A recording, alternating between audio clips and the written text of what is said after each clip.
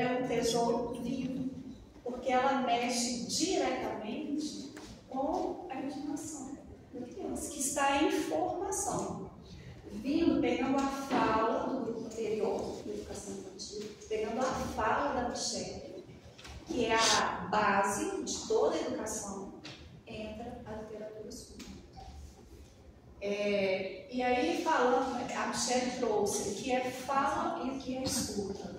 Aqui, as mãos na literatura surda, as mãos narram as histórias e os olhos escutam.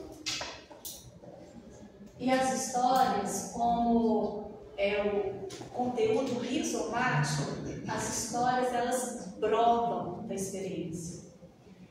E esse trabalho ele é um convite para olhar o currículo como rizoma, que é sair do que é papel, que é sair do físico e brotar na imaginação da criança, trazendo aí uma raiz forte que vai brotar caules diversos com frutos maravilhosos, porque a gente vai mexer com a imaginação, a gente vai arar essa terra, plantar essa semente que vai enraizar e dar bons frutos no decorrer da vida, não só acadêmica, mas da vida do ser humano.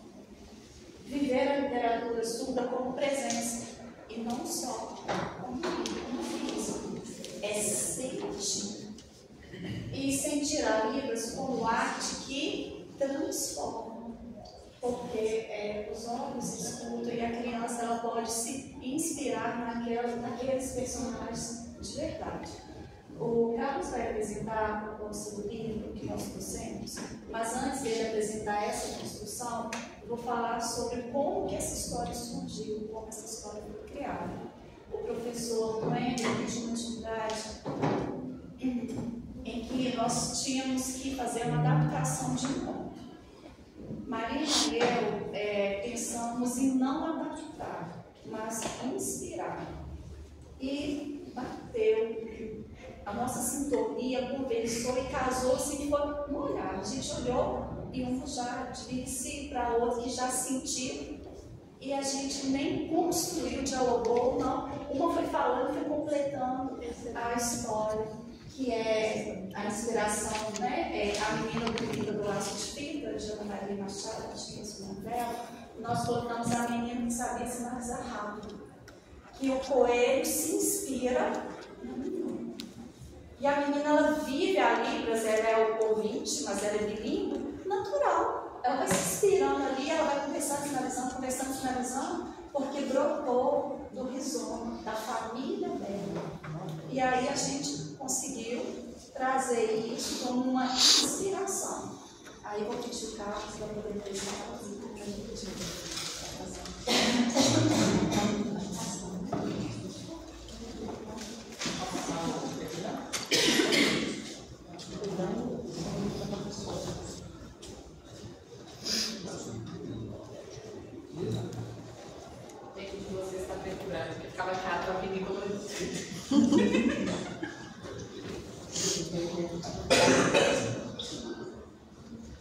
Então, pessoal, oi. Nosso grupo, né, ele explicou ali sobre a questão a gente discutiu, a gente pensou sobre a questão do livro, da criação desse livro aqui. Então, nosso grupo, né, em discussão, conversando, pensando em algumas coisas, que a gente precisava de representatividade, principalmente, né, essa representatividade, para que a pessoa veja, ela consiga se identificar como uma mulher preta. E o desenho aqui, que diz respeito, inclusive, né, eu não sou um profissional do desenho, não, né, mas a gente usou o ChatGPT aqui, de fato, inteligência artificial, o ChatGPT de fato. Então, nossas ideias, nós fomos pensando, vamos colocar uma menina baixinha, de cabelo crespo, com um lacinho de fita, com fizemos os comandos, né, pelo próprio aplicativo, e aí ele criou, então, essa menininha feliz com um sorriso, triste, preocupada, mas a inteligência artificial, nós fizemos ali o sorriso, né? Volta. E também, né, nós tivemos estratégia desse livro, né, em desenhos, mais um vídeo em sinalização. E por isso nós temos esse QR Code aqui na tela. Depois, né, se vocês tiverem interesse QR Code, fiquem à vontade para assistir.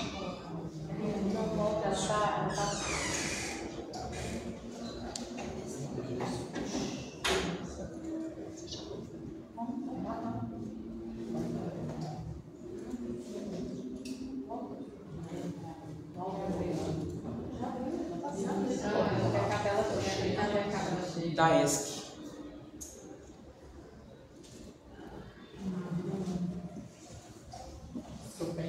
A menina bonita que não é a menina que não é tem mesmo.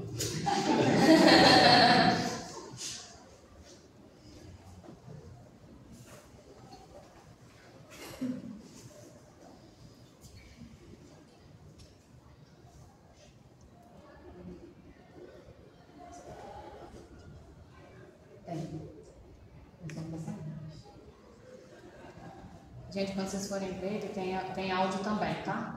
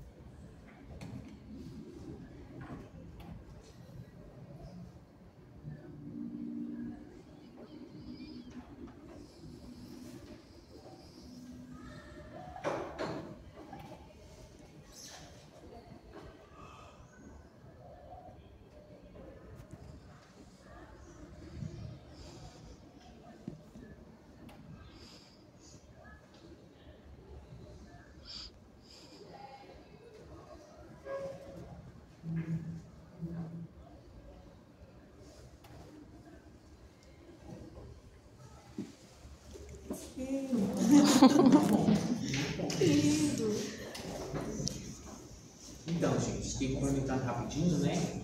Então, nós pensamos, né, nesse livro, em distribuir esse livro para crianças, mas a gente pensou que antes, né, a gente tem que pensar que os professores de educação infantil, né, assistam e percebam, né, para depois ter acesso ao livro. Então, primeiro em língua de sinais, né, tem uma frase também em português. Ali nós temos as legendas, né, eu vi que a Michelle explicou, né, que a questão de colocar a legenda grande, o intérprete toda hora no canto, não. Então, na hora que a gente gravou, a gente fez ali a edição, colocar as legendas de maneira com que a atenção, né, conseguisse ficar ali, tanto na sinalização quanto na legenda, né, de forma parada. E também os desenhos ficassem sempre ali no mesmo espaço, para que fosse possível relacionar, junto com a imagem e a legenda. Pode voltar. Ah, aqui é o livro, né? Aqui é o livro, rapidamente vamos passar. Aí, inclusive, tem, vejam, tem o português, mais as imagens. E agora, né, a questão da atividade. Depois vem uma atividade.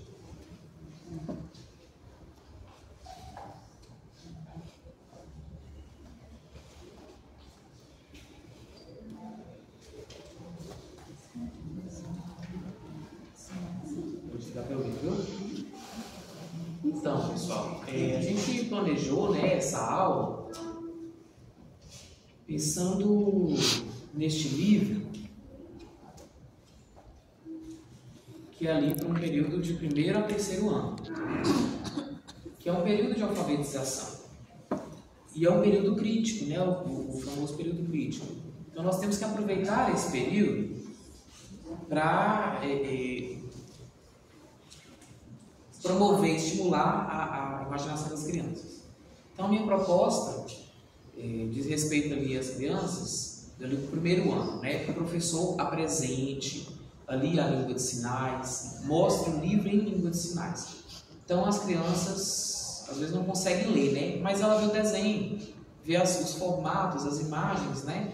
E começa a pensar, como que eu fico dentro dessa história, né? Imaginando como que eu sou dentro da história, o coelhinho, a menininha. E também pensar, por exemplo, a Coca-Cola, né? As crianças já conhecem a Coca-Cola, o chocolate.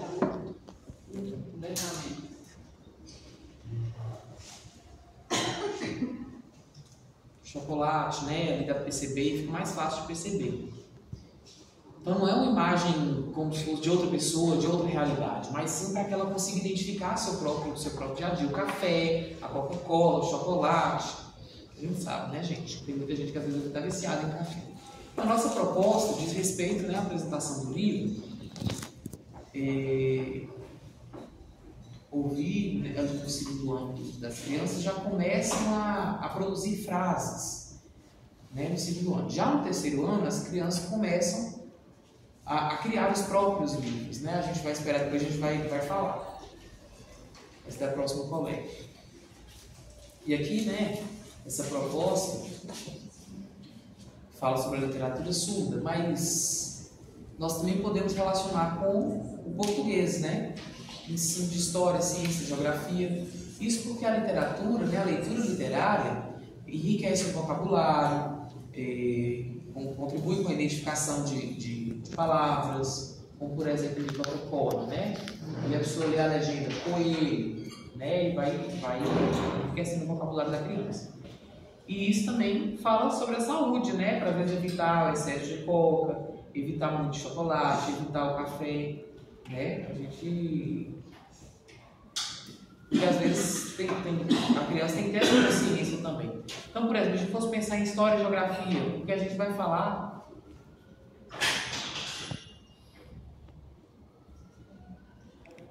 A gente fala sobre a ancestralidade também, né?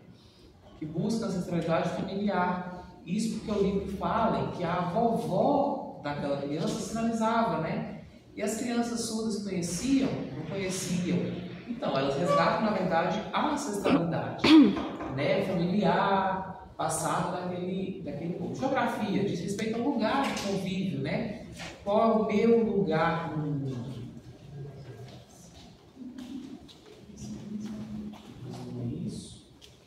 Plano de aula, professor. Pode ir para o próximo.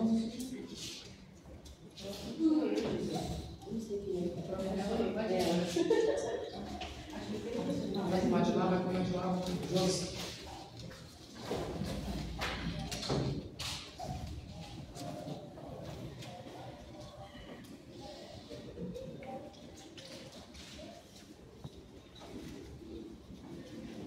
E já relacionando, né, com a questão do artigo, do baú, da literatura surda,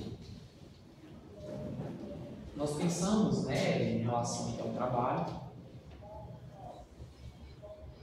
que a literatura surda, né, além de uma metáfora como o baú, é como se fosse algo muito precioso, né, que não pode ficar escondido.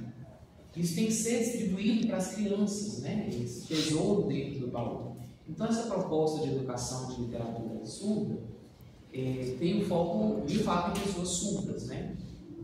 E isso porque contribui com a aprendizagem, né? Ali, principalmente no período da alfabetização, porque nós enquanto grupo aqui, né, nós escolhemos do primeiro ao terceiro ano do ensino fundamental.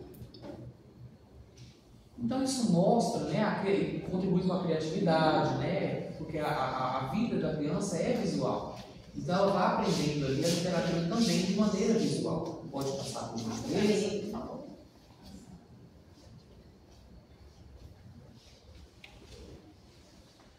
E também nós usamos, né?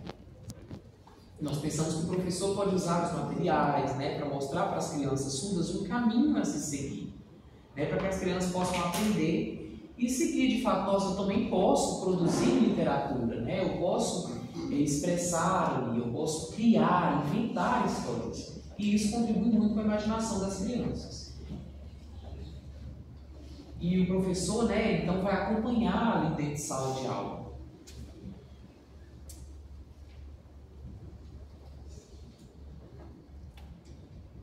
Então, aqui nós temos uma citação do artigo, né, que foi disponibilizado, que é a de Laje, que é o pé de Laje.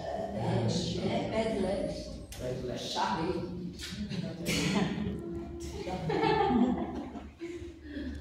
Isso que nós aprendemos.